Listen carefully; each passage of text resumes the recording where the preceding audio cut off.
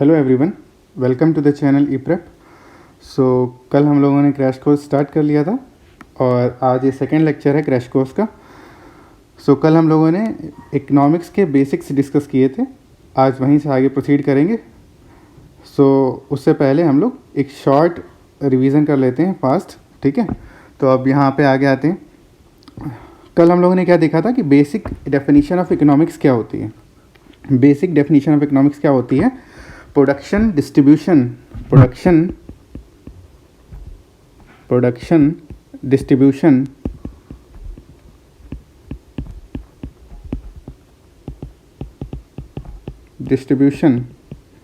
And consumption of goods and services. और goods and services क्या होती हैं वो कल बताया गया था। आप देख सकते हैं प्रीवियस वीडियो में कि गुड्स एंड सर्विसेज क्या होती हैं, उनका क्या डिफरेंस होता है, ठीक है। तो वहाँ से आप देख लीजिएगा। तो बेसिक डेफिनेशन ऑफ इकोनॉमिक्स क्या है? Production, distribution and consumption of goods and services. दूसरी बात, यहाँ पे एक और डेफिनेशन हम लोग डिस्कस करेंगे इकोनॉमिक्स की, वो जब हम लोग टाइप्स ऑफ मार्केट पढ़ेंगे तब बताएंगे, ठीक है। अभी के लिए उसको छोड़ देते हैं, ठीक है। आगे हम लोग यहाँ पे देखते हैं कि कल हमने क्या पढ़ा था, प्रोडक्शन क्या होता है। कल हमने क्या पढ़ा था? प्रोडक्शन क्या होता है। तो प्रोडक्शन क्या होता है? प्रोडक्शन क्या होता है? इनपुट्स का आउटपुट्स में कन्वर्ट होना, मतलब रॉ मटेरियल का फिनिश्ड प्रोडक्ट में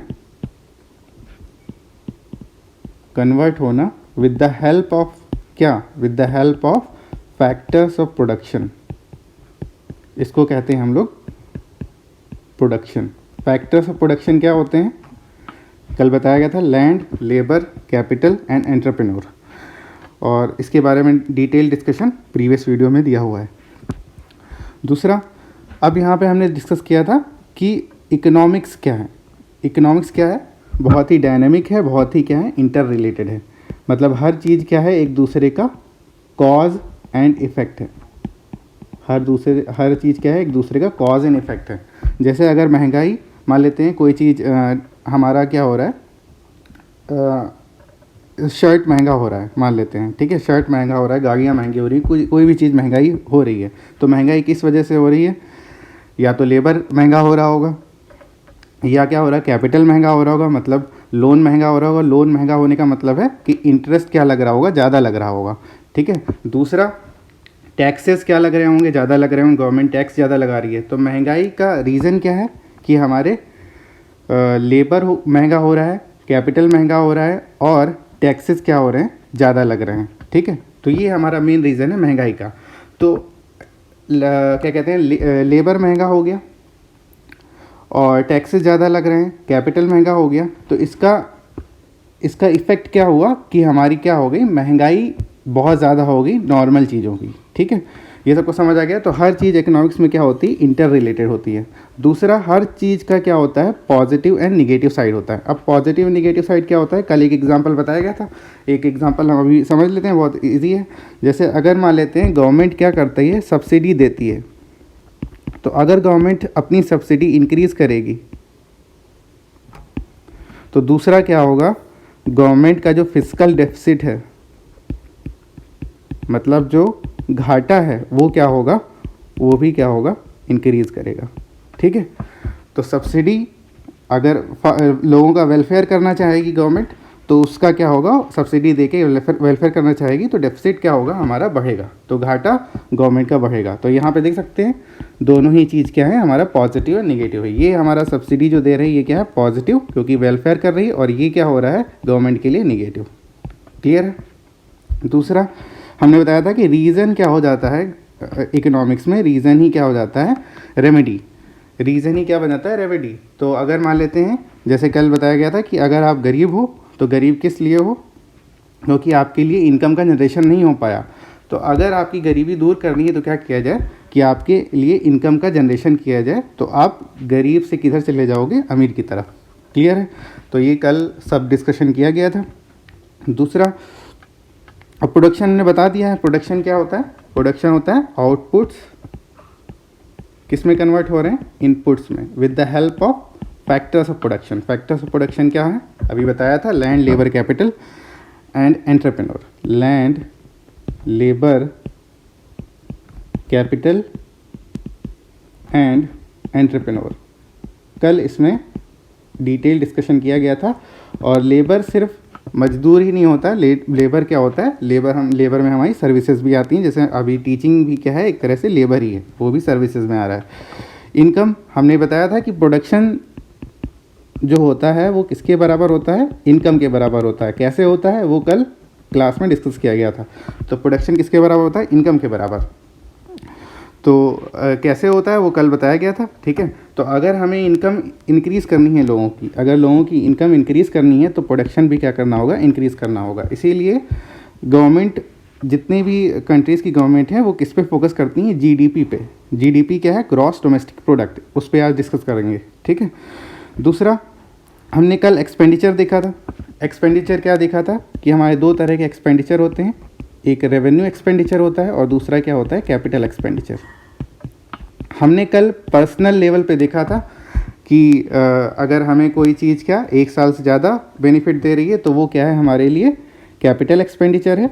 more than 1 year benefit,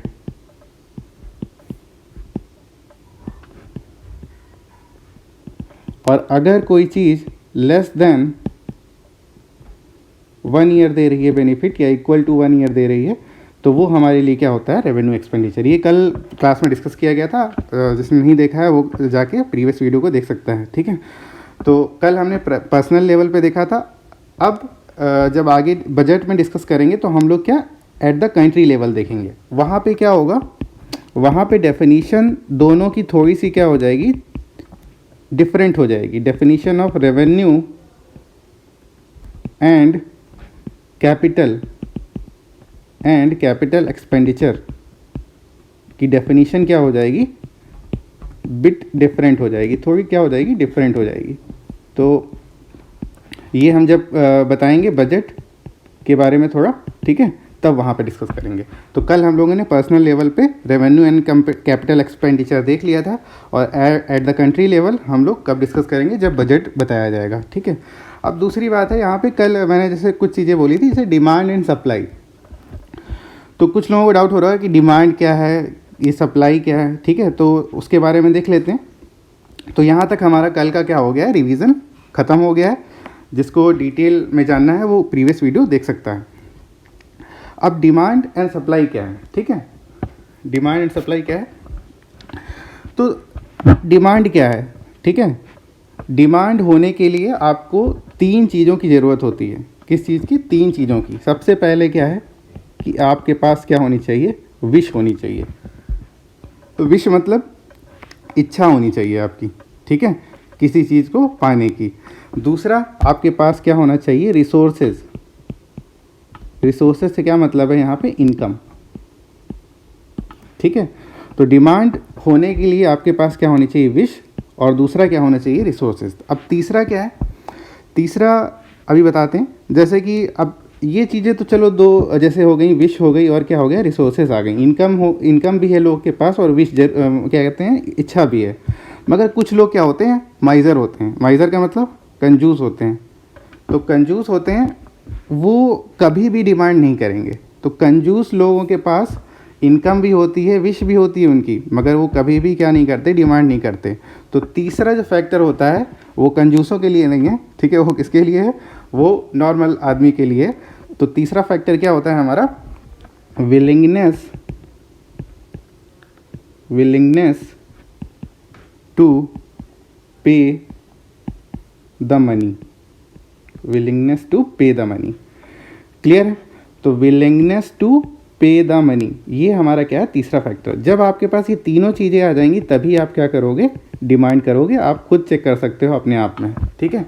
wish हो, रिसोर्सेज आपके पास हो, और willingness to pay the money हो, ठीक है। कंजूस होगे तो आप डिमांड नहीं करोगे। तो डिमांड हमारे लिए क्या है, विश है, रिसोर्सेज, और इन तीनों का कॉम्बिनेशन है। दूसरा, सप्लाई क्या होता है। सप्लाई कुछ नहीं है, सप्लाई क्या है कि production of goods and services ही क्या होता है, हमारा सप्लाई होता है। जितना ज़्यादा प्रोडक्शन हो रहा होगा गुड्स एंड सर्विसेज का कंट्री में, उतना ही ज़्यादा क्या हो रहा होगा, सप्लाई साइड क्या करेगा, डोमिनेंट होगा। सबको समझ आ रहा है, सप्लाई साइड क्या होगा, मजबूत होगा। ठीक है, जो जितना ज़्यादा प्रोडक्शन होगा उतना ही ज़्यादा क्या होगा, सप्लाई होगा। क्लियर है? तो सप्लाई में सबको समझ आ गया। डिमांड के लिए 3 चीज़ें ज़रूरत हैं, क्या, wish, resources and willingness to pay the money. Clear है? दूसरी बात, अब कल हम लोगों ने क्या देखा था कि डिमांड एंड सप्लाई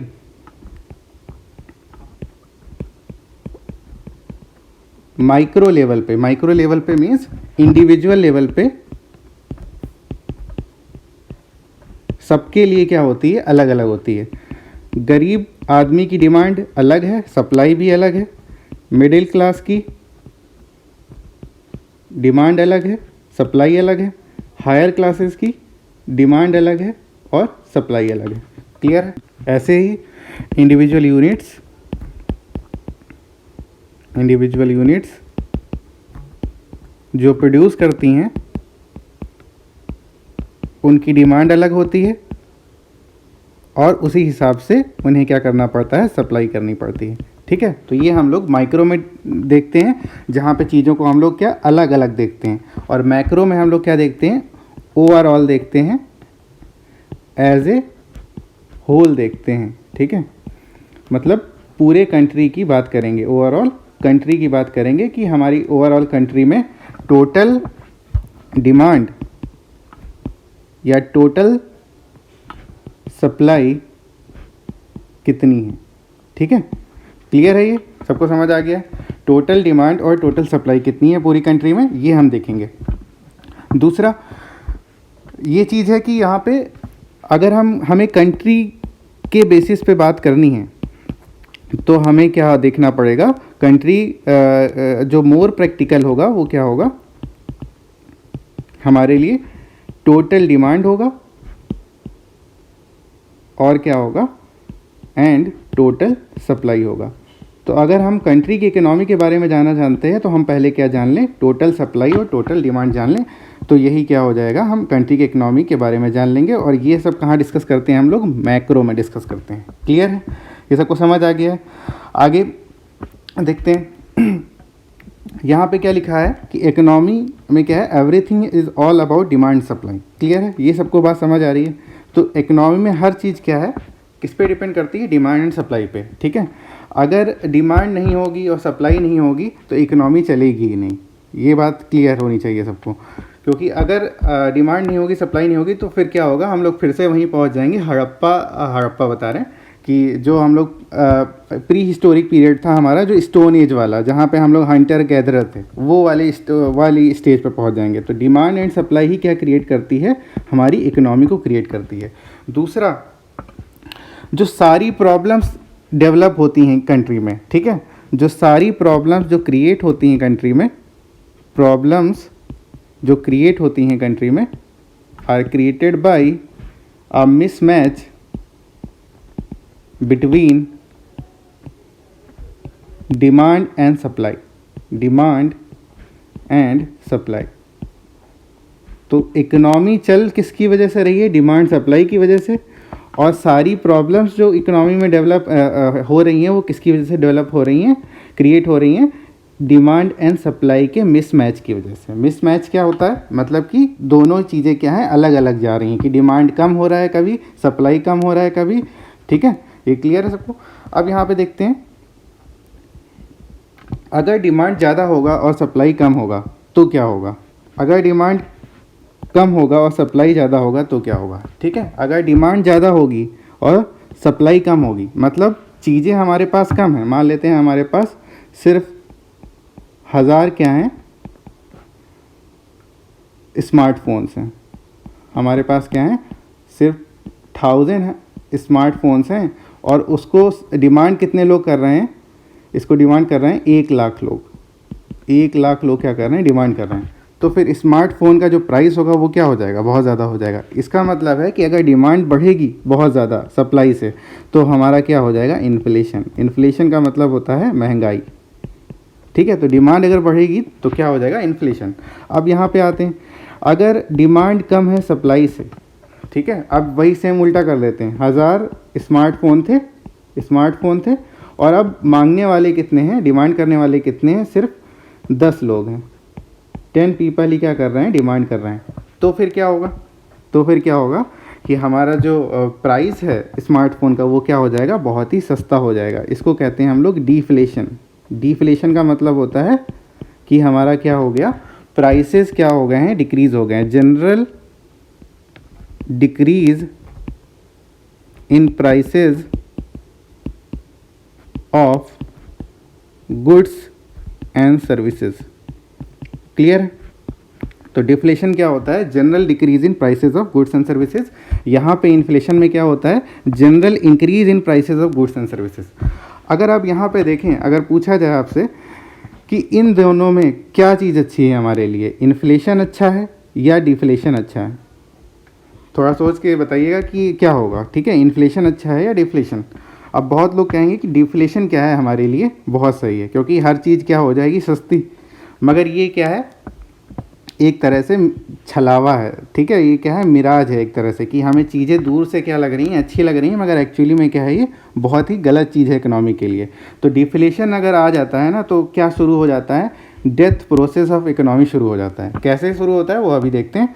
ठीक है, अब डिफ्लेशन आएगा, जैसे मान लेते हैं यहाँ पे डिफ्लेशन आ गया, डिमांड क्या हो गई हमारी, सप्लाई से कम है, बहुत ही कम है। ठीक है, तो अब क्या होगा, डिमांड अगर कम होगी सप्लाई से, तो जो इंडस्ट्रीज़ हैं, इंडस्ट्रीज़ जो हैं वो क्या सप्लाई अभी करती रहेंगी, वो चीज़ों को बनाती रहेंगी। जब डिमांड आ ही नहीं रही है तो सप्लाई कहाँ से, वो सप्लाई क्यों प्रोड्यूस करेंगी, पागल थोड़ी हैं वो लोग।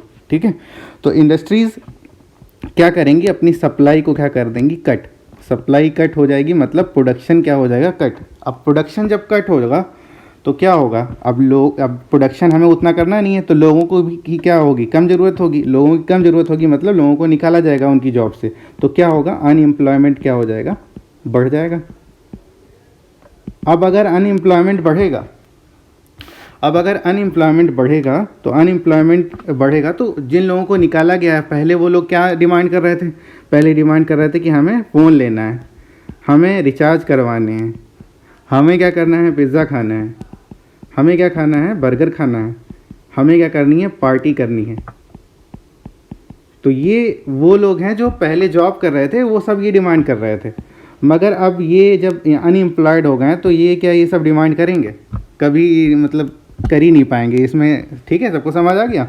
तो अनएम्प्लॉयड जब हो जाएंगे तो ये सब डिमांड करेंगे नहीं। अब जब ये सब डिमांड नहीं होगा तो इनका भी क्या होगा, सप्लाई बहुत ज़्यादा हो जाएगा। जब डिमांड नहीं होगी तो इसकी सप्लाई क्या हो जाएगी, बहुत ज़्यादा। अब यहाँ पे भी ये वाली इंडस्ट्रीज़ भी क्या करेंगी, लोगों को निकालना शुरू कर देंगी। तो अनएम्प्लॉयमेंट और क्या होगा, अनएम्प्लॉयमेंट और क्या होगा, इंक्रीज़ होगा। और जब अनएम्प्लॉयमेंट और इंक्रीज़ होगा तो प्रोडक्शन क्या होगा, और डिक्रीज़ होगा। प्रोडक्शन ऐसे क्या होता जाएगा, डिक्रीज़ हो जाएगा। और इसकी वजह से क्या हो जाएगा, हमारा डेंजर आ जाएगा किस पे, इकोनॉमी पे। क्यों, क्योंकि आप देख सकते हैं कि अनएम्प्लॉयमेंट की वजह से ना ही डिमांड आ रही है, और डिमांड नहीं आ रही है तो उसी वजह से सप्लाई भी नहीं आ रही है। तो डेंजर स्टार्ट हो गया है इकोनॉमी के लिए, मतलब डेथ प्रोसेस ऑफ इकोनॉमी क्या हो गया है, start. Death process of economy क्या हो गया है, स्टार्ट हो गया है। ये सबको समझ आ गया, क्लियर है ये? ठीक है, यहाँ पे अब आगे बढ़ते हैं। तो इसलिए बोला जाता है कि अगर हमें इकोनॉमी को क्या करना है, इकोनॉमी को अगर ज़िंदा रखना है, अलाइव रखना है, तो हमें क्या करना पड़ेगा, डिमांड को भी क्या करना पड़ेगा, ज़िंदा रखना पड़ेगा, वरना इकोनॉमी क्या हो जाएगी, इकोनॉमी की क्या हो जाएगी, डेथ। क्लियर है, ये सबको समझ आ गया? तो अगर हमें इकोनॉमी को ज़िंदा रखना है तो डिमांड को भी क्या करना पड़ेगा, ज़िंदा रखना पड़ेगा, वरना इकोनॉमी की क्या हो जाएगी, डेथ हो जाएगी। क्लियर है? इसलिए कहते हैं कि इन्फ्लेशन इज़ बैड, इसलिए कहते हैं inflation is bad but deflation is worst. क्यों? इन्फ्लेशन में कम से कम ये तो नहीं हो रहा है कि सप्लाई हमारी साइड क्या हो जा रही, कम हो जा रही। क्लियर है, सबको समझ आ रहा है? तो हमारा अगर डिफ्लेशन होगा तो सप्लाई साइड भी क्या हो जाएगा, वो सप्लाई भी हमारी उतनी नहीं आएगी और फिर क्या स्टार्ट हो जाएगा, death process of economy start हो जाएगा। क्लियर है? अब आते हैं हम लोग, एक इसी से रिलेटेड टॉपिक है, क्या कहते हैं, रिसेशन। ठीक है, रिसेशन सबने सब पढ़ा होगा, क्या कहते हैं इसको, मंदी कहते हैं, आर्थिक मंदी आ गई है। ठीक है, रिसेशन क्या होता है? रिसेशन होता है निगेटिव इकोनॉमिक ग्रोथ। रिसेशन क्या होता है? Negative economic growth. क्लियर है? अब निगेटिव इकोनॉमिक ग्रोथ का मतलब क्या है कि जैसे हम लोग मान लेते हैं कि पिछले साल हमारे कंट्री में 1 लाख रुपए का क्या हुआ, प्रोडक्शन हुआ। 1 लाख रुपए का क्या हुआ, प्रोडक्शन हुआ 2020 में। और इस साल कितना प्रोडक्शन हुआ हमारा, 80,000 रुपीज़ का क्या हुआ है, प्रोडक्शन हुआ है।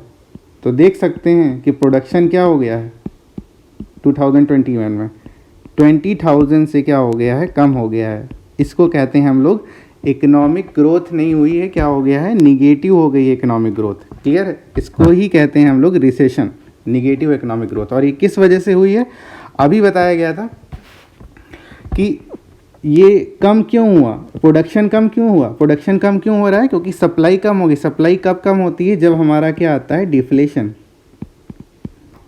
तो डिफ्लेशन क्या हो जाता है, जब हमारे प्राइसेस कम हो जाते हैं हर चीज़ के। तो अगर डिफ्लेशन कम होगा उसकी वजह से सप्लाई कम होगी, प्रोडक्शन कम होगा। क्लियर? तो रिसेशन हमारा किस वजह से आता है, डिफ्लेशन की वजह से। तो इसीलिए कहते हैं कि डिफ्लेशन जो होता है is the pre condition, deflation is the pre condition for, deflation is the pre condition for recession. Recession से आने से पहले, रिसेशन आने से पहले जो चीज़ आती है उसको कहते हैं हम लोग डिफ्लेशन। ठीक है, क्लियर है, ये सबको समझ आ गया है? अब और रिसेशन जनरली जो होता है वो कहाँ पे हमारा होता है, डेवलप्ड कंट्रीज़ में। कहाँ पे होता है, डेवलप्ड कंट्रीज़ में। क्लियर है? क्यों डेवलप्ड कंट्रीज़ में, क्योंकि वहाँ पे क्या होता है, लोगों के पास क्या है, डिमांड उतनी नहीं है, क्योंकि सबके पास सब चीज़ें हैं। क्लियर है, ये बात सबको समझ आ रहा है?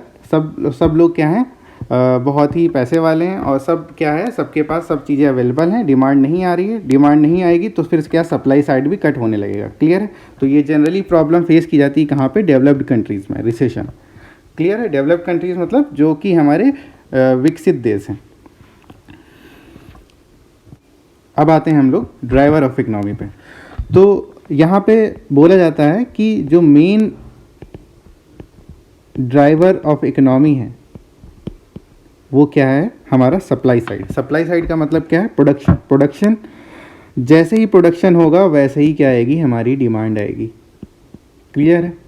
एक लाइन कही जाती है कि supply creates its own demand. अब इस लाइन का मतलब यहाँ पे हम सीधे अप्लाई कर सकते हैं। जैसे कि अब मैंने अभी क्या बनाया, एक यूट्यूब चैनल बनाया। अब मैंने यूट्यूब चैनल बनाया, वीडियोस डाले, तो मैंने क्या दिया, सप्लाई दी। और जब सप्लाई आई तो डिमांड भी क्या हो गया, आना शुरू हो गया। क्लियर है? तो ये हमारा क्या, हम कह सकते हैं कि मेन ड्राइवर ऑफ इकोनॉमी क्या है, हमारा सप्लाई साइड है। अगर प्रोडक्शन बढ़ेगा तो डिमांड अपने आप आ ही जाएगा। क्लियर है? तो ये हमारा जो ये थ्योरी होती है इसको कहते हैं हम लोग क्लासिकल थ्योरी ऑफ इकोनॉमिक्स, जहाँ पे हमारा मेन ड्राइवर कौन माना जाता है। ये 1930s तक हम लोग यही फॉलो करते थे कि यही सब कुछ, सप्लाई साइड ही क्या है, हमारा ड्राइवर ऑफ इकोनॉमी। कब तक, 1930s तक। 1930s तक, जब तक ग्रेट डिप्रेशन नहीं आया था। ठीक है, मतलब जब विश्व मंदी आई थी 1930 में। ठीक है, उस तब तक हम यही मानते थे कि हमारा मेन ड्राइवर ऑफ इकोनॉमी कौन है, सप्लाई साइड है। क्लियर? अब यहाँ पे आते हैं, देखते हैं डिमांड साइड को। अब क्या हुआ, जब 1930s में हमारा ग्रेट डिप्रेशन आया, आर्थिक मंदी आई पूरे विश्व में, और सबसे ज़्यादा ये कहाँ पे फ़र्क पड़ा था, यूएसए पे।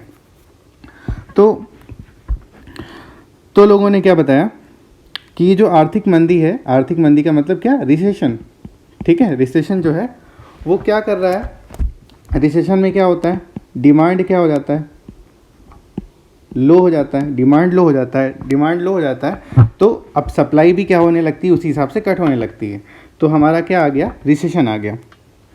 तो फिर हमारे जो फादर ऑफ मैक्रो इकोनॉमिक्स थे जॉन कीन्स, उन्होंने कहा कि अगर हमें डिमांड को बढ़ाना है, ठीक है, हमें क्या करना है, अगर डिमांड को बढ़ाना है, प्रोडक्शन को भी बढ़ाना है, अगर हमें क्या करना है, प्रोडक्शन को बढ़ाना है इकोनॉमी में, तो हमें क्या करना पड़ेगा, डिमांड को बढ़ाना पड़ेगा।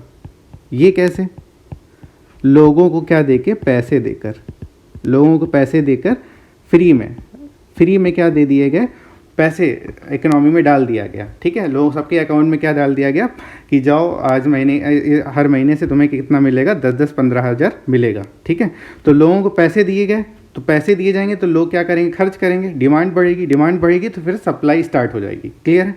तो ये कब स्टार्ट हुआ कि हमारा ड्राइवर ऑफ इकोनॉमी कौन बन गया, हमारा डिमांड बन गया। ये किसने बोला, ये जॉन कीन्स ने बोला। ये इन्होंने बताया कि ये थ्योरी कब लगेगी, ये थ्योरी कब लगेगी, जब हमारा क्या आ जाएगा, रिसेशन। तो रिसेशन जब भी आएगा तो हम लोग क्या करेंगे, डिमांड को पुश करेंगे, डिमांड को हम क्या करेंगे, बढ़ाएंगे, ठीक है। कैसे बढ़ाएंगे, पैसे देकर बढ़ाएंगे, या और भी तरीके हैं, ठीक है। तो डिमांड को कैसे बढ़ाएंगे हम लोग, पैसे देकर बढ़ाएंगे। क्लियर है, ये बात सबको समझ आ गया है, ठीक है, इसमें कोई डाउट तो नहीं है। तो ये हमारा क्या हो गया, डिमांड साइड हो गया। सो डिमांड साइड में ड्राइवर ऑफ इकोनॉमी कौन हो जाता है, ड्राइवर ऑफ इकोनॉमी कौन हो जाता है, डिमांड हो जाती है, और इसको कहते हैं हम लोग केनीसियन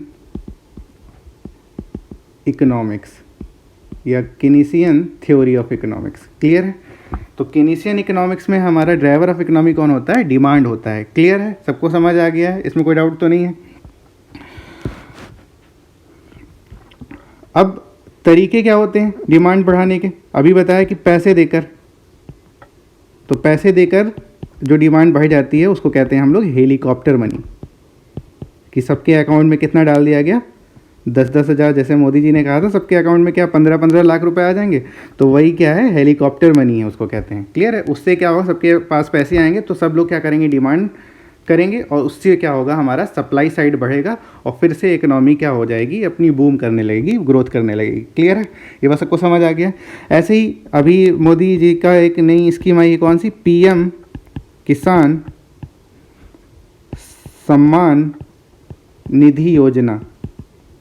ये सब ने जानते हैं सब लोग क्या है, इसमें क्या होता है कि फार्मर्स को क्या दिया जाता है, 6,000 rupees per year per annum दिए जाते हैं। क्लियर है।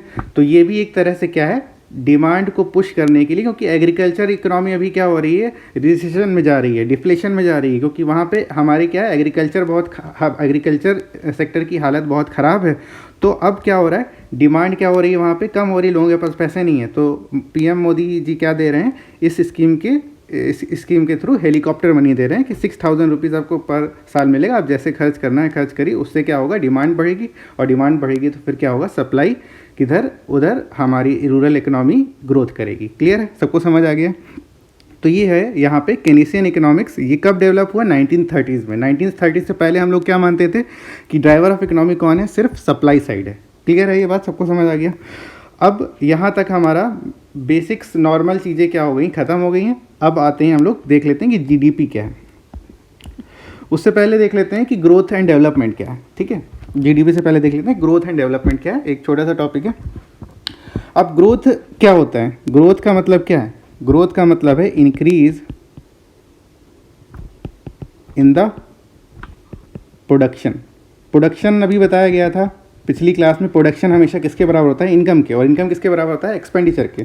तो इसका मतलब इनकम। तो ग्रोथ का मतलब क्या है, ग्रोथ अगर कर रहे हैं तो इसका मतलब क्या बढ़ा रहे हैं हम लोग, इनकम बढ़ा रहे हैं। क्लियर है। मगर ग्रोथ का मतलब ये नहीं है कि हमारा डेवलपमेंट भी होगा। ठीक है, ग्रोथ डजेंट मीन डेवलपमेंट। अब जैसे हम लोग देख सकते हैं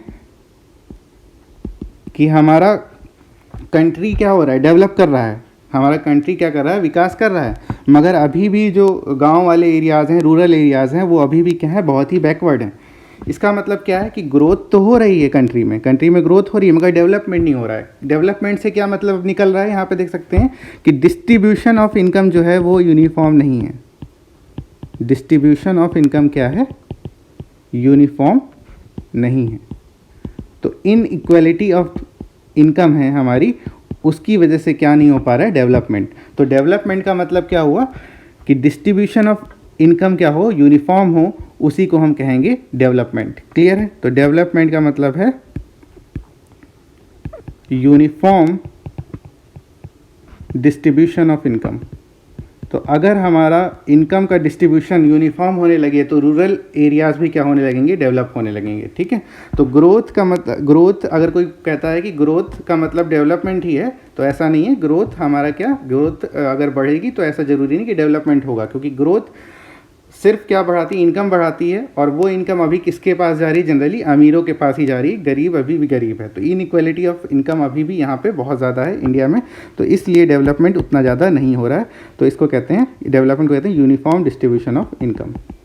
क्लियर है? तो जब यूनिफॉर्म डिस्ट्रीब्यूशन ऑफ इनकम होगा तभी हमारा क्या होगा, डेवलपमेंट होगा, अदरवाइज डेवलपमेंट नहीं होने वाला कभी भी। क्लियर है? ये बात सबको समझ आ गया। अब आते हैं हम लोग जीडीपी देख लेते हैं, ग्रॉस डोमेस्टिक प्रोडक्ट। तो ग्रॉस डोमेस्टिक प्रोडक्ट क्या होता है, इसकी डेफिनेशन यहाँ पे देखते हैं आज। Total goods and services, total goods and services produced with in the domestic territory of India, territory of country या इंडिया, जो भी बोलना चाहो। क्लियर है? तो ये चीज़ हमें ध्यान रखनी है कि total goods and services produced with in the domestic territory of India, इसको क्या कहते हैं हम लोग, जीडीपी। क्लियर है? ये बात सबको समझ आ गया। जितना ज़्यादा प्रोडक्शन होगा गुड्स एंड सर्विसेज का, उतना ही ज़्यादा क्या होगा, इनकम बढ़ेगी, उतना ही ज़्यादा लोग फिर क्या करेंगे, खर्चा करेंगे। क्लियर है? ये बात सबको समझ आ गया है। तो total goods and services produce with in the domestic territory of India या कंट्री, उसको कहते हैं हम लोग ग्रॉस डोमेस्टिक प्रोडक्ट। ठीक है? अब यहाँ पे एक चीज़ ध्यान रखनी है कि जैसे हमारे कंट्रीज़ में क्या काम करती हैं, एम्बेसीज़ काम करती हैं, जो फॉरेन एम्बेसीज़ होते हैं, राजदूत वाली। ठीक है? तो वो लोग, जो फॉरेन के लोग जो यहाँ पे इंडिया में काम कर रहे हैं, वो एक्चुअली में यहाँ की गुड्स एंड सर्विसेज को कंज्यूम कर रहे हैं, सर्विसेज दे रहे हैं, मगर उनको, उनकी गुड्स, उनके प्रोडक्शन को हम लोग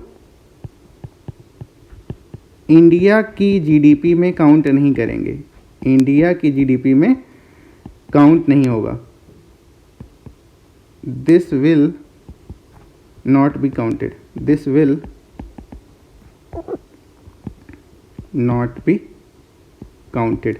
इसका मतलब ये है कि वो हमारे कंट्री में हैं, फॉरेन एम्बेसीज हैं हमारी कंट्री में, मगर जीडीपी में इंडिया की जब जीडीपी कैलकुलेट की जाएगी तो उनका प्रोडक्शन को हम लोग अपना काउंट में नहीं लेंगे। अब ऐसे ही जो इंडिया की एम्बेसीज हैं, इंडिया की एम्बेसीज हैं कहाँ पे, फॉरेन कंट्रीज़ में, तो वहाँ पे वो लोग क्या कर रहे हैं, प्रोडक्शन कर रहे हैं गुड्स एंड सर्विसेज का, प्रोडक्शन कर रहे हैं किसका, सर्विसेज का। एम्बेसीज में सर्विसेज का ही प्रोडक्शन होगा, गुड्स का तो प्रोडक्शन होगा नहीं। ठीक है? तो प्रोडक्शन का क्या कर रहे हैं, वो अपनी सर्विसेज दे रहे हैं, मगर वो उनकी कंट्रीज़ में काउंट नहीं होगी, वो किसकी कंट्रीज़ में काउंट होगी, हमारी इंडिया की जीडीपी में काउंट होगी। क्लियर है? ये बात सबको समझ आ गया। तो एक चीज़ क्लियर होनी चाहिए कि total goods and services produced with in the domestic territory of country, इसको कहते हैं हम लोग जीडीपी। और यहाँ पे जो फॉरेन एम्बेसीज जो काम कर रही हैं इंडिया में, उनके प्रोडक्शन को, उनकी सर्विसेज को हम लोग अपनी जीडीपी में काउंट नहीं करेंगे, मगर जो इंडिया की एम्बेसीज दूसरी कंट्रीज़ में काम कर रही हैं, उसके प्रोडक्शन को हम लोग इंडिया की जीडीपी में काउंट करेंगे। क्लियर है? तो सबको समझ आ गया है, जीडीपी में फॉरेन एम्बेसीज काउंट नहीं होती हैं, मगर इंडियन एम्बेसीज जो दूसरी कंट्रीज़ में काम कर रही हैं वो जीडीपी में काउंट होती हैं। क्लियर है? सो आज का वीडियो यहीं पे ख़त्म करते हैं। ठीक है? और कल आपको दो वीडियोस मिलेंगे, ठीक है। एक मैंने बताया था जिसमें हम लोग जीडीपी के बारे में भी और डिस्कस करेंगे, जीएनपी के बारे में और डिस्कस करेंगे, एनएनपी के बारे में और डिस्कस करेंगे, क्लियर है। क्योंकि आज का वीडियो फिर बहुत लंबा हो जाएगा, तो इसलिए मैं सोच रहा हूँ कि अभी बेसिक्स ये थोड़े और बताने ज़रूरी थे, इसलिए मैंने बता दिए, ठीक है। कल 2 वीडियोज़ आपको मिलेंगे, क्लियर है। तब तक के लिए keep learning, keep enjoying and please like the video and subscribe to the channel. Thank you.